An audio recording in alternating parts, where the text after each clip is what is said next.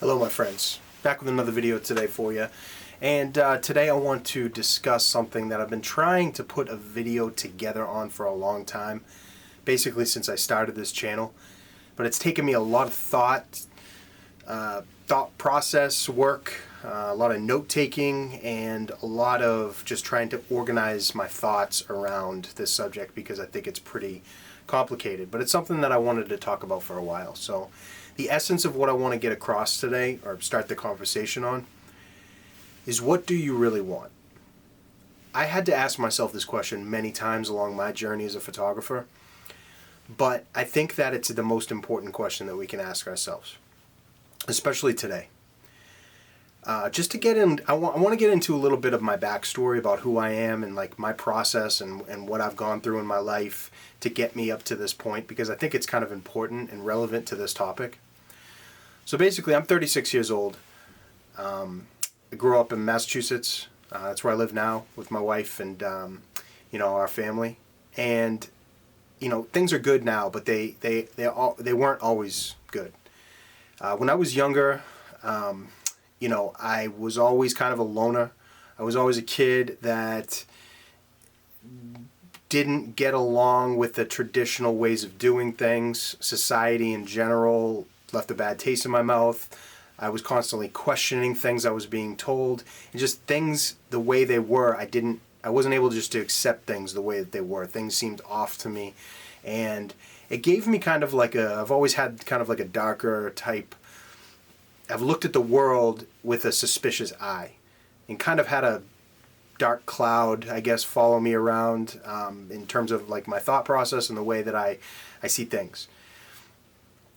So when I was younger, I was just kind of like a kid who rebelled a lot. I hung out with all the kids who, had mohawks in their hair and, dressed crazy and listened to heavy metal and punk rock and all that stuff. And just the signs were there early that I was not a person that's just going to follow the normal trend of things and just kind of do what I'm told. I was going to have to figure things out by myself. Unfortunately, when you're young, you're not very smart and you make bad decisions. But I was the type of person that was going to go make those decisions for myself. Get a little older, fast forward, and I got heavily into drugs. Very, very hardcore drugs. Got myself addicted to pretty much you name it. I'm sure you guys can use your imagination. And I wrecked my life. 23 years old, I was basically homeless, in and out of rehabs, detoxes, halfway houses, dejected from everything I knew, cut off from everybody in my family. I really, really destroyed my life. And I was able to get myself sober once I became a dad. I was 23 years old and my son was born. And as soon as I saw that little boy, it completely changed my life, and I saw things in a different way. And for the first time, I had a feeling and a sense of being able to, rise above these issues. And I did. I started the journey, and, I basically built myself up from nothing. No education, dropped out in 10th grade, and I, started very low-level jobs and kind of started to move my way up the chain and learn things and become like a normal functioning member of society as I was learning how to be a father and growing up with my son. So as I was doing that stuff, I was exposed to a world of people who, I lived in various, when I was sober in the beginning, I lived in the worst possible places, just halfway houses. And, by the time I got my first apartment, it was in the worst part of the city. And, there's just everybody was around me was a criminal and on some type of drug or something like that. But I had such a sense of I wanted to change my life that I kind of had tunnel vision. And I worked myself up gradually, but I was able to be around and see a lot of different walks of life that most people don't get to experience. A lot of the people I grew up with, when I was younger, in my neighborhoods and things like that, they just went on to do, normal things. And nobody really gets to experience, people shooting up next to them, or, smoking crack around them, or, living in close proximity to homeless people and pain and suffering, and just being around that and being involved in that type of heavy stuff day in and day out. It's a lot, especially for a kid. I was early 20s, and I was just trying to find myself. And I was exposed to things that just really made me see life in a different way. And I connected to the realities of suffering and pain more for somebody who, didn't grow up in a terrible family. I had this other experience that was very dynamic. And so I got into music when I first got sober. It was like kind of an escape for me. I've always been kind of like a creative kid. I was when I was younger, I was constantly drawing or imagining different comic books I wanted to start up, or I would like draw like big murals of things on my walls and in my bedroom. And I was constantly, I had music, I had headphones on all the time. I slept with my headphones on. I constantly listened to music. Everything was about like things that created emotion, or me being able to make something new and bring it into the world. That is really the only thing that ever stirred anything in me. It's the only thing that ever made me feel alive. And so once I got sober, I got a little computer and some music software, and I started doing music, and I used that as kind of like my escape from the realities of like where I was, and it was a really, really good outlet for me. And I ended up building a pretty big studio and recorded with some artists, and some some really good things happened with it. It didn't monetize into anything. I didn't make it a career or make any money off of it, but it was very, very helpful for me in those process of like building myself up and having a creative outlet and moving on to another stage of life that was constructive, and I was building responsibility and learning how to live in the world. I was doing that music all alongside it, and it really, really helped me. And then during this whole time I was working as an electrician, just basically being an apprentice and working up and going through school and all that, and I didn't like it. I always just did it because I just fell into it. My brother was an electrician, and I kind of just started off on the path and never really asked myself if it was where I wanted to go. I was just working for money, and I just thought that I should do something, so I pursued that path. And that evolved into like more of like a high-level tech job, to where I was learning more specialized electronics and mechanics. And I got hired at a job that wanted me to travel. So this job sent me all around the United States and, outside, all over Canada and through the Caribbean islands and things. And I traveled for years. But in the beginning of that, I had to give up the music, obviously, because I was on planes and in airports and, all over the place. So I couldn't have a rolling studio with me. So I was, I stopped doing that, and I felt the effects of it pretty much immediately. I'm the type of person that if I'm not engaged in some type of creative outlet, I get severely depressed, like very depressed, and I can't focus on anything unless I'm doing something creative. So I stopped the music, but after a couple of months, I started getting to like a bad place. So I started thinking about like what I could do for a new type of outlet. And since I was traveling all the time, I just got a camera. I got a little D5300. I'm sure you guys know, a little D5300, and I just started shooting. And all these new places, it completely opened up a new world to me. I mean, as soon as I picked up that camera, I was completely obsessed with it. Completely obsessed with it. This isn't an exaggeration, I used to sleep with the camera because I would fall asleep going through the menus and learning the dials and watching videos on aperture and shutter speed and ISO and all these different things, and I would literally fall asleep with the thing in my hand. I'd wake up and it'd be right there. Every time I got in the car, it was right there in the front driver's seat with me. Every time I got on a plane, it was right there. I did not separate myself from that camera for years. It went with me everywhere, and I shot everything I saw. And those years, man, I made some of the best photos I've ever made because they were filled with wonder, and they were filled with something that is intangible, which is the passion for it. And, what I've discovered as I've moved forward and I've progressed and I've actually turned this into a job and now I'm shooting for clients and things, is that passion is fragile. It can be squashed, it can be squandered, it can be wasted, and it can be buried. And I think that we need to start asking ourselves questions that are going to put us back into the place we were when we started photography. The most important thing that we can do with our lives is to do the thing that makes us feel alive. I think that everybody is born with certain talents, or their compass is pointed in a certain direction, and that's where people are most useful.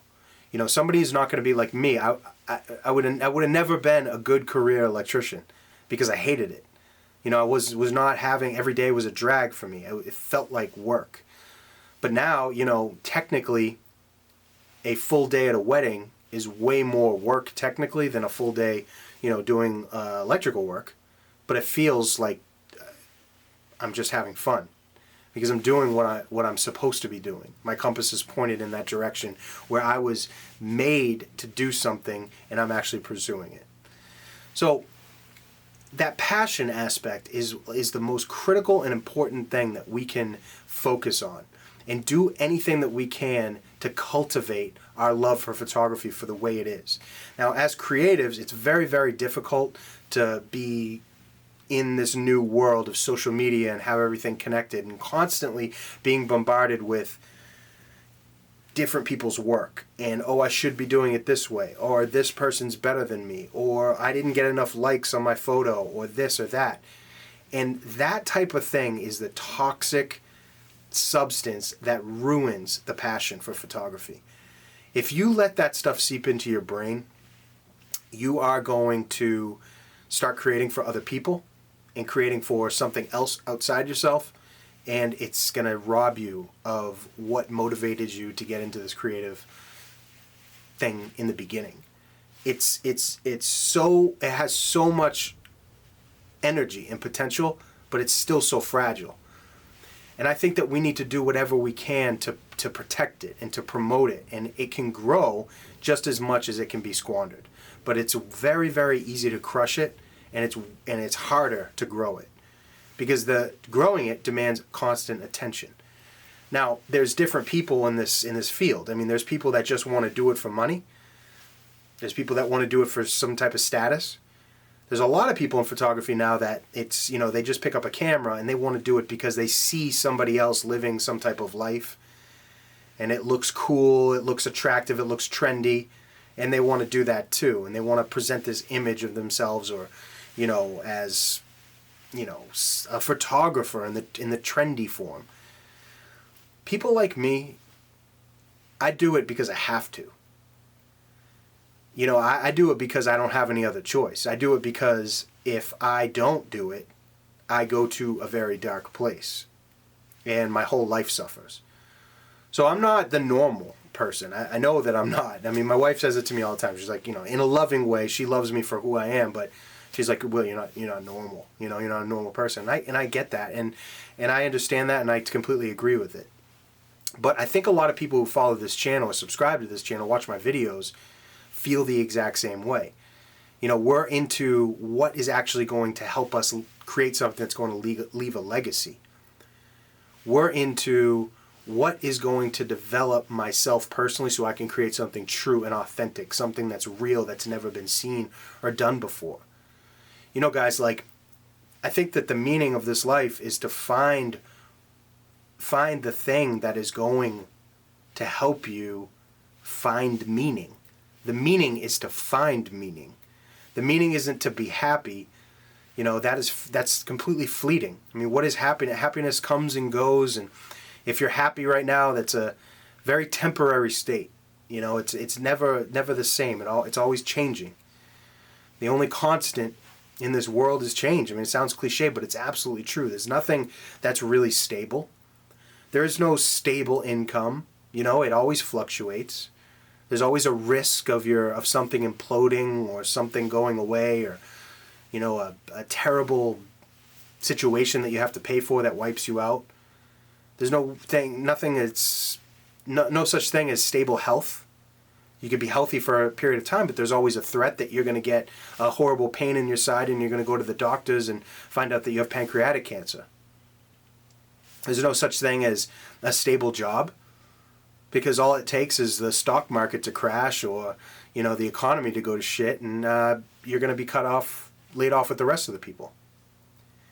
So what I'm saying is like, the only thing that we can grab onto and find refuge in is the fact that there is something out there that can give all of this meaning, all of the uncertainty, all the pain, all the uncomfortable feelings and the tragedy and stuff like that. It can all be justified when you move towards that one thing that gives you meaning. And so I guess the question is once you find that thing, why do anything else? Seriously. I think that we all need to look at things like that. And, for us as artists, if we feel like we're severely, we're so drawn to this craft, why do anything else? Why go out and socialize, go to bars, get drunk? Why watch football on TV? Why watch Netflix for hours?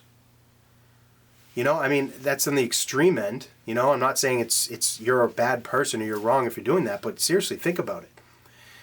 If everything is devoted to the craft and what gives your life meaning and makes you feel fulfilled, why do anything else? Why distract yourself with anything else?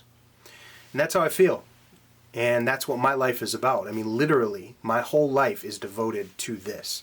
It's family and this. I don't have a social life. I don't. I do photography. I create photos.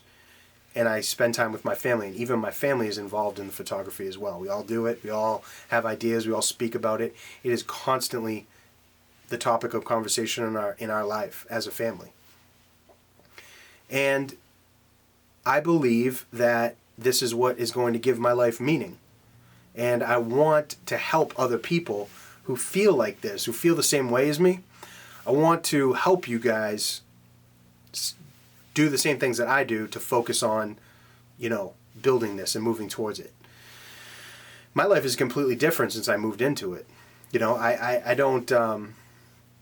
I can't explain how fast things started clicking and moving forward when I started to move into photography. As soon as I picked up that camera and I knew that this was something special, as soon as I pursued it, every single time I took a step towards it, it was like it took a step towards me. Every single time. And I think that it's a huge blessing. And I know that I'm really lucky because most people don't even ever ask themselves that question. What do I want? What do I want in this world? They just click off the days. They just move forward through everything. And they never ever stop and ask until it's too late.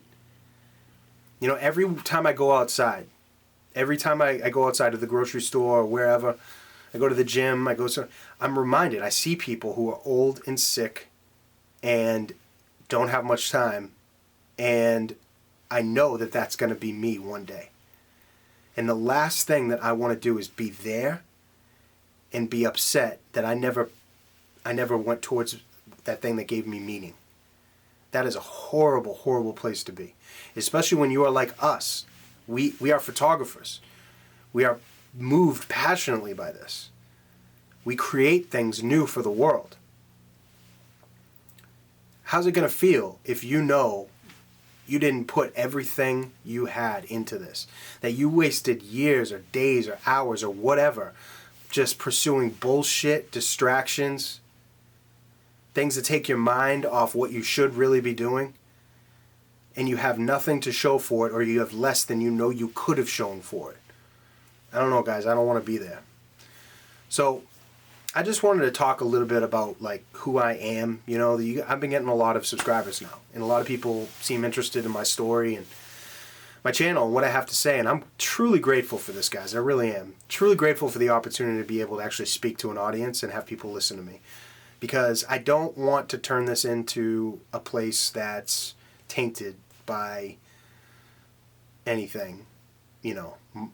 I just want to be a good outlet and a source for people to get inspired and for me to help people cultivate the creativity. There's a million channels out there, a million that we can go to satisfy that gear lust or satisfy all the superficial things in photography. But there's like nowhere you can go to talk about this stuff, real life, and how it connects into what we do, where we find that inspiration.